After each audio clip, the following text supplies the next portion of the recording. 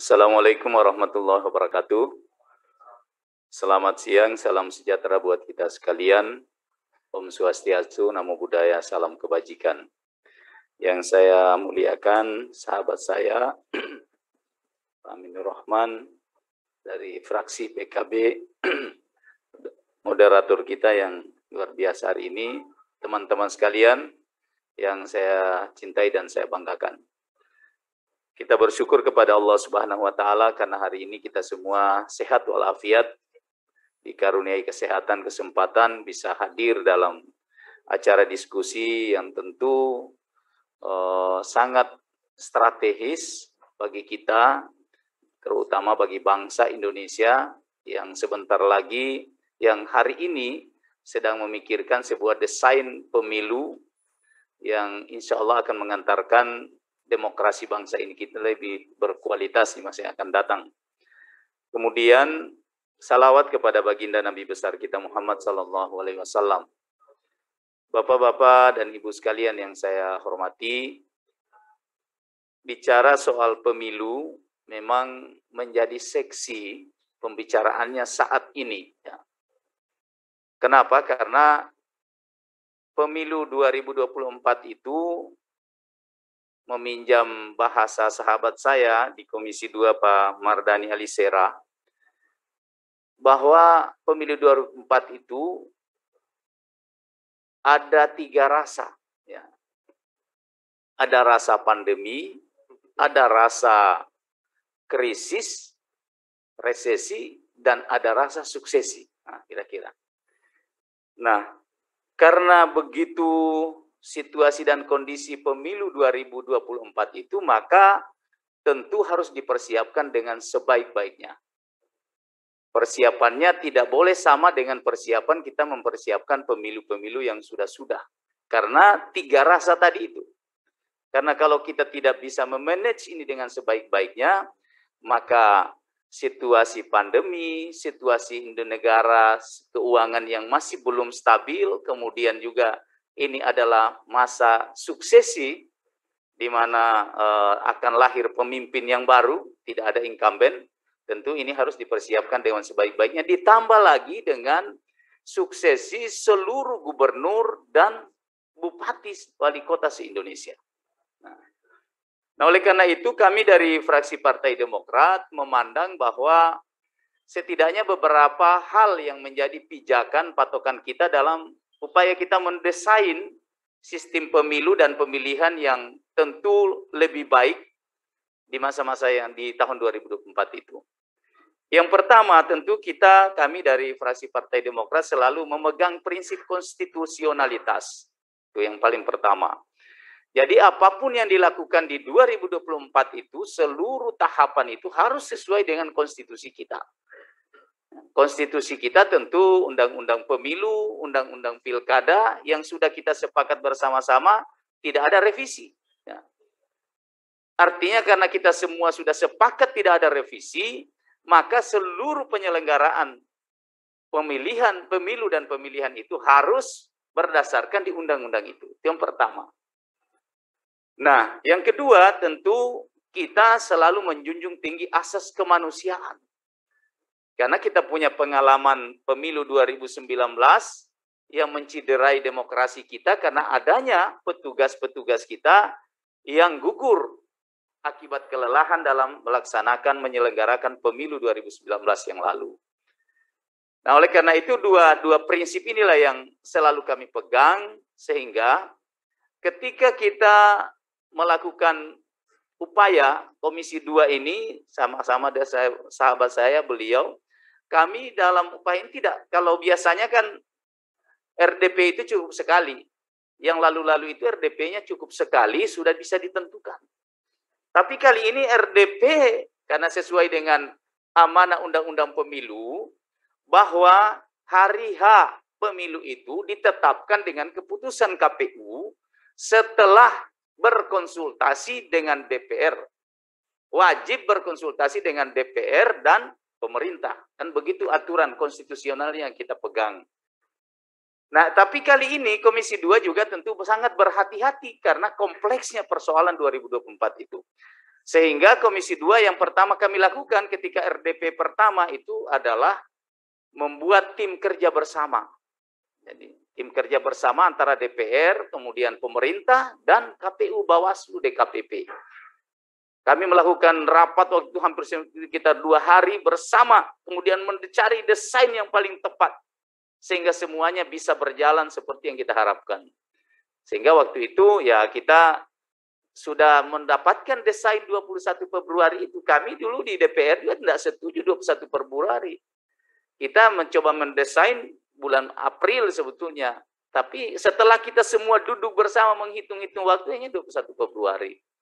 Nah, kemudian setelah itu belum kita minta lagi pemerintah coba ajukan. Akhirnya pemerintah juga mengajukan pada saat itu.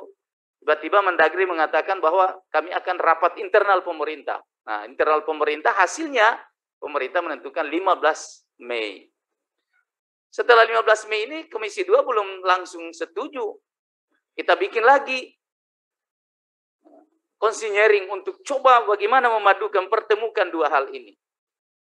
Dan sampai hari ini tentu teman-teman tahu semuanya bahwa kita belum sampai pada satu titik.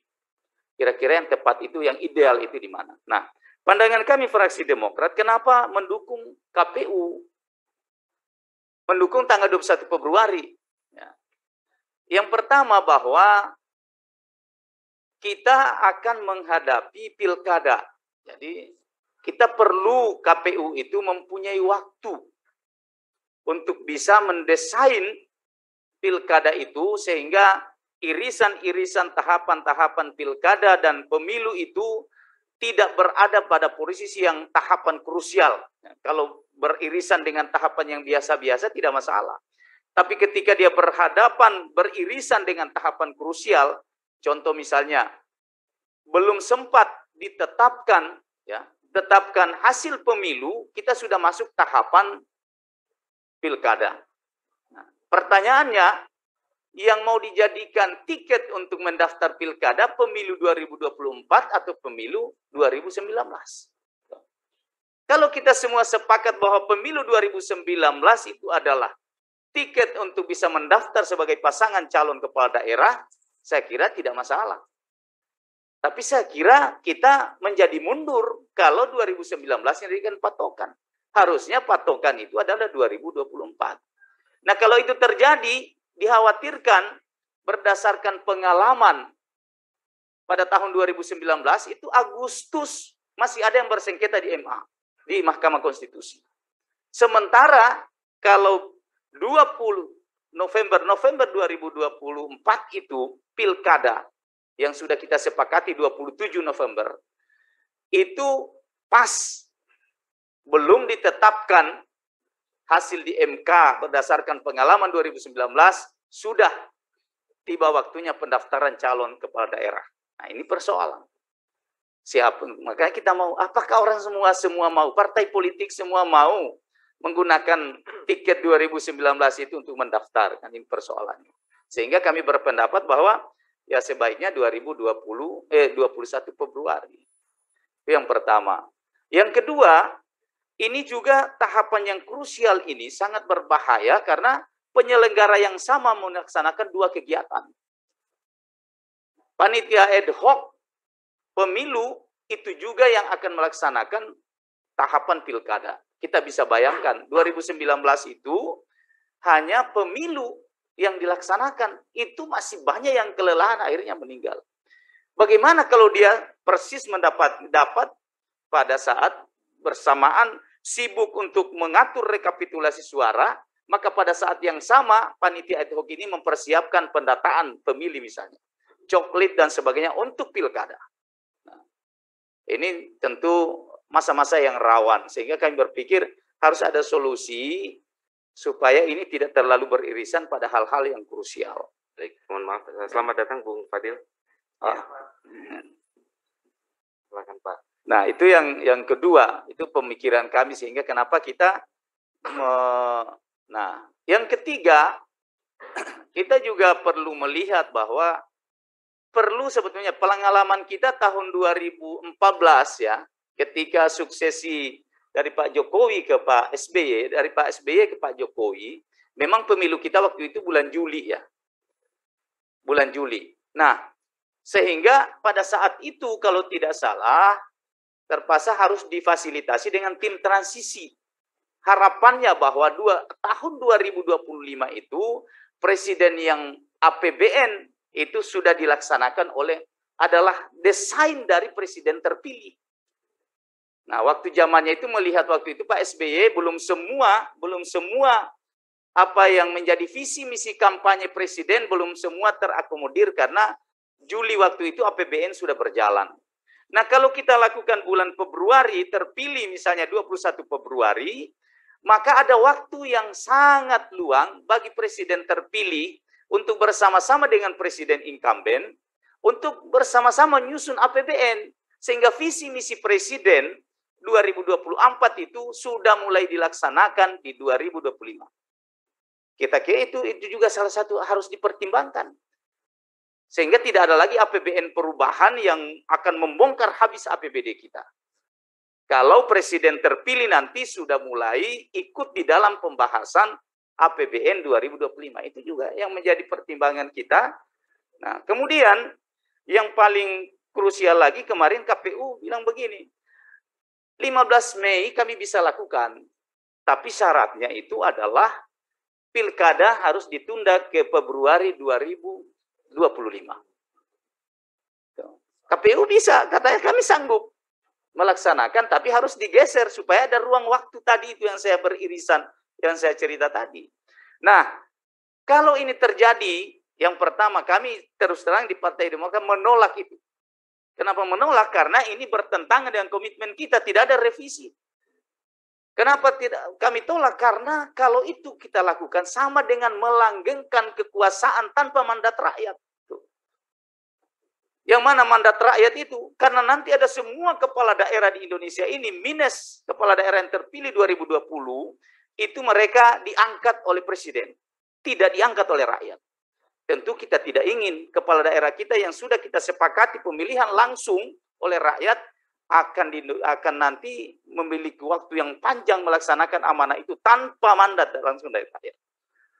Nah, ini kira-kira problematika kita, sehingga saya melihat kalau Demokrat berpikir bahwa kalau ini memang sebetulnya 21 Februari itu masih bisa kita geser-geser juga sih sebetulnya. Kalau kita mau geser itu ya kami kemarin menawarkan jalan tengah. Jalan tengahnya itu KPU maju sedikit, kemudian pemerintah juga mundur. Nah, kalau mundur kita ambil di tengah-tengah, katakanlah ambil April selesai Lebaran boleh. Atau tidak sebelum Lebaran. Sebelum bulan puasa itu kan bulan Maret ya. Pertengahan Maret kalau tidak salah. Nah, kalau mau menghindari bulan puasa berarti awal Maret atau akhir April. Nah, kalau itu ada waktulah untuk bisa menghindari irisan-irisan dan implikasi yang saya ceritakan tadi.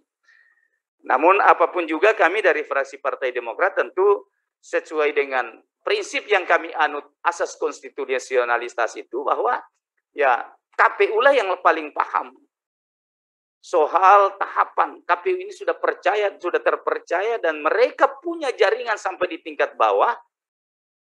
Dan tentu informasi yang mereka buat, desain dibuat KPU itu sudah berdasarkan informasi dari bawah.